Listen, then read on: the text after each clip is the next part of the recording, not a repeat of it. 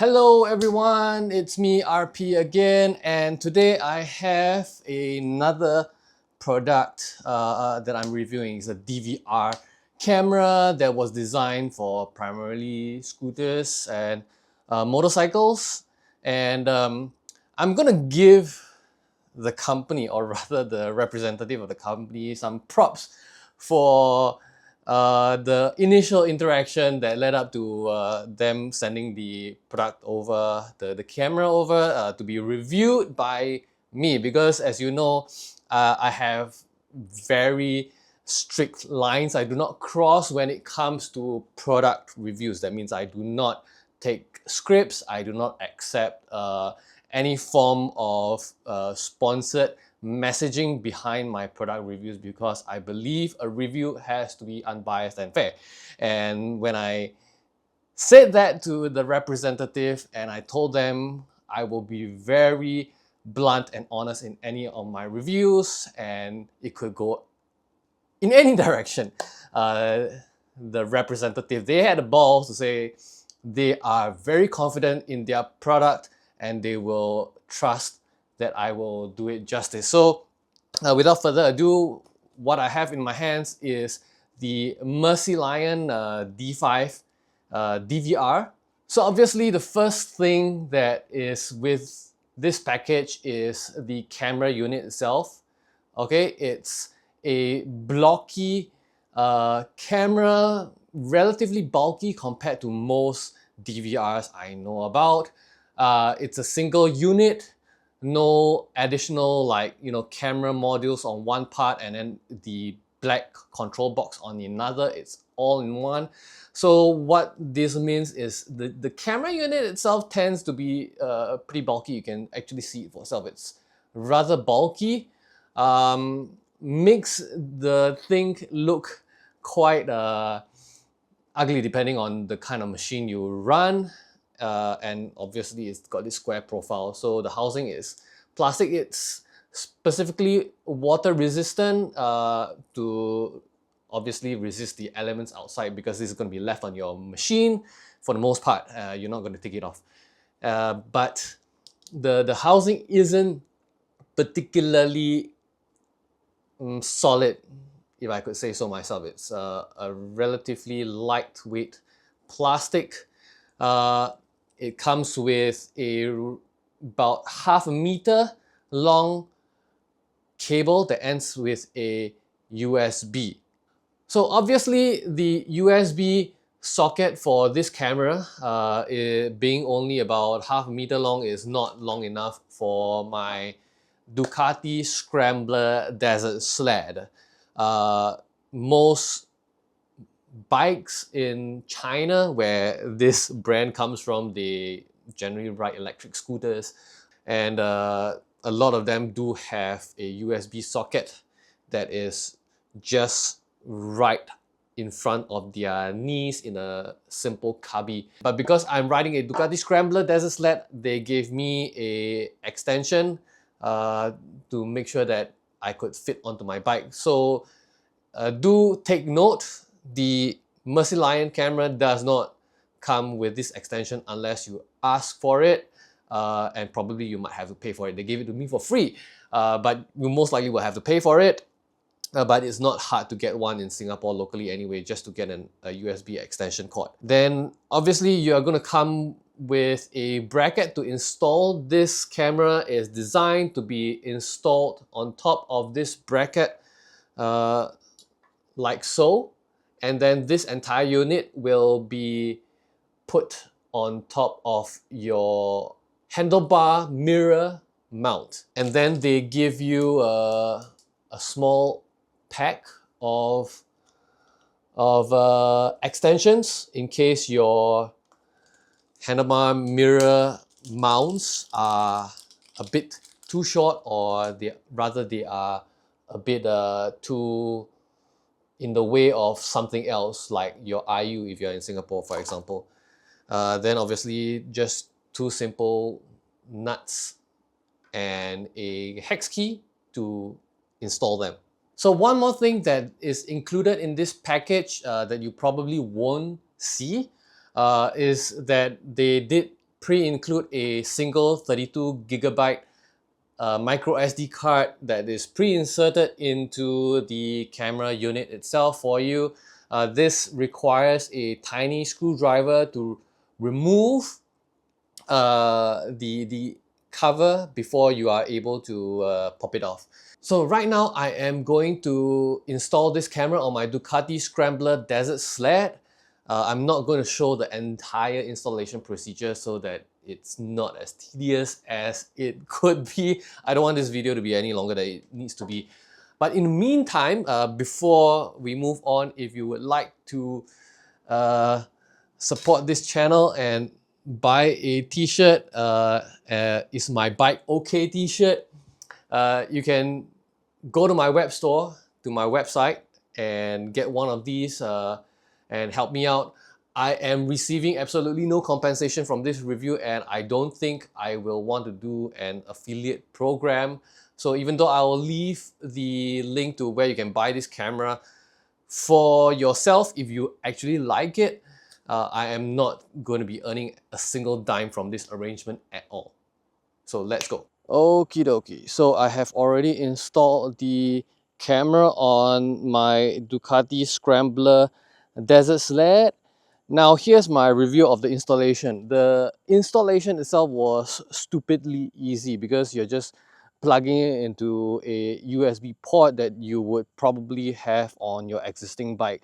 So if you don't have an existing USB port, obviously that complicates things a little bit, but it has absolutely nothing to do with the camera itself because that is a separate installation, or rather a separate thing you have to deal with. But if you have a motorcycle that has a USB port like I do under my seat right here, if you notice, initially I said that this bracket was meant to go into the base of your mirror, either the left one, the right one or the left one. I found out that the bracket that they provided is far too small. The hole here that would go through the base of your stalk is a bit smaller, much smaller. I think the standard sizes for mirror mounts in China might be smaller. I had to mount it above my fog light, where it was the only place where this would work. Now obviously this is just to show that there's a mount and I could mount it. That's the only difficulty I had. Eventually I probably might just use a mounting tape and mount it with tape somewhere else where it doesn't stick out so much and isn't that prone to being smashed if I drop the bike. But for now this will work. The way I did it was also to just run it through my triple. I'll probably zip tie a bit neater underneath my tank, and then I'm hiding it here, the cables, so that it'll be neat. But otherwise it's very easy to install. For this part I had to turn on the bike. I had to start the engine because I'm going to show you the app and how to offload the footage, and I don't want the camera and the lights, everything to be drawing power from the battery and killing it and stranding me out here. So I recommend making sure that your USB connection is somewhat easily accessible, and then run the power to the camera via a portable power bank when you want to offload any footage from the motorcycle, or rather the camera. So now it has an app basically. You need to connect to the camera via its own Wi-Fi while it is on. I've already done so, so I entered the DVR, and it should give you a sort of a screen to show you what the camera is capturing. You can either pause the footage or take a snapshot.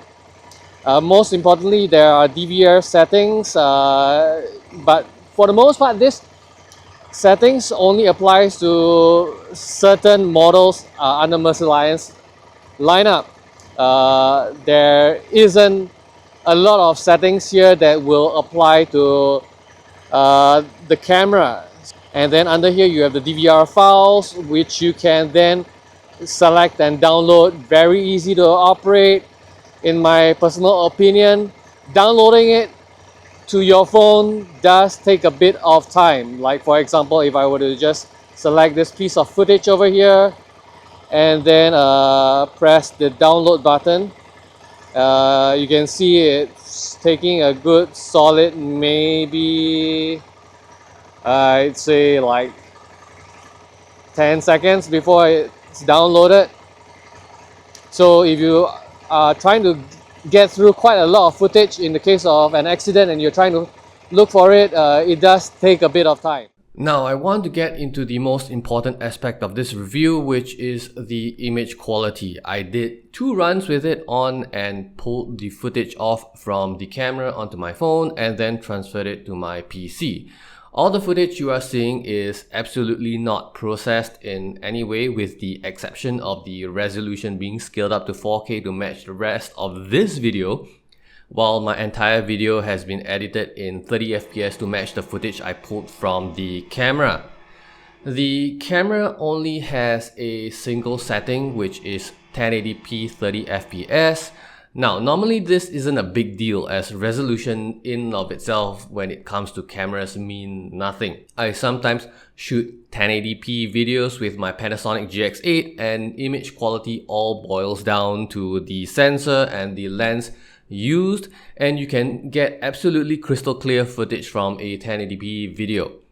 The D5's image quality to me feels over-sharpened and contrasted. It is an attempt to obtain more detail out of a very poor sensor that helps a bit during daytime footage, but introduces noise and artifacting. You can tell by how grainy the footage looks. Mounting the camera directly to the motorcycle instead of a helmet or with some sort of suspension mount also introduces the jello effect to the footage, as it has no form of image stabilization either. In the day, for the most part, the footage is of course clear and easy to see. You can make out plate numbers up to about 15 meters away from the camera, which isn't very far, to be honest. Beyond that, depending on lighting conditions, it can be really hard to see. Once we get into low light conditions, particularly at night, the D5 really shows its cracks like every other dash cam, and most details like plate numbers can't really be seen anymore. However, I was surprised at least that it did manage to capture the scene with a pretty decent brightness. The D5 also does not have a built-in microphone, so in the event of road rage arguments where recording what someone else says can be useful evidence, you'll still have to whip out your phone like a Karen. There's also the issue with D5, as with literally every other dashcam I've seen, where they are not clear enough to capture plate numbers. You want to be able to verbally read out the plate number at the moment before you forget, so that at least there is an audio record for you to refer back to later when you pull the footage. But you won't be able to do that here. So again, whip out your phone, boys. The D5 is being sold on Mercylion's website for $60 US. That would be around 78 Singaporean dollars. All things considered, I think it is pound for pound cheaper than other cameras on Shopee using the exact same sensor and chipset backbone from similarly no-name brands like SYS or ID221, where they would cost somewhere in the ballpark of 160 Singaporean dollars for a 2-camera setup. So all in all, the D5 turned out to be okay.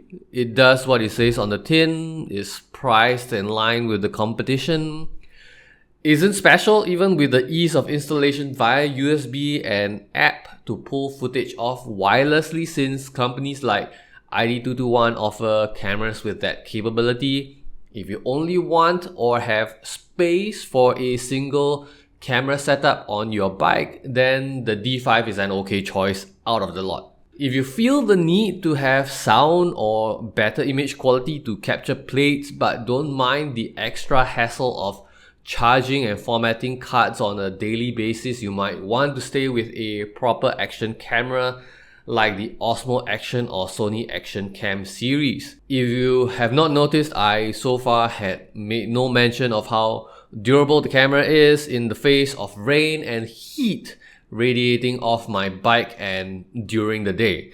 I only had 2 weeks to install, test, film, script, and edit the entire video. So obviously those are off the table. However, you can use other similarly priced cameras as a benchmark for durability, which is probably a solid 2 or 3 year run before it gives out in one way or another. This is an opinion and not a fact, just to be clear. Alright, so if you enjoyed this review, do remember to give me a like, subscribe, leave a comment. I would like to hear some questions if you have any on the Mercylion DVR, and then I will answer them to you to the best of my abilities as I can, and I hope to see you next time.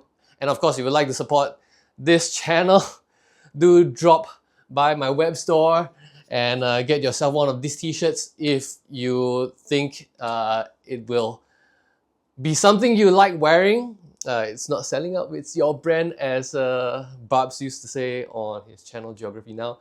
Anyway, I'll see you next time. Peace out and bye-bye.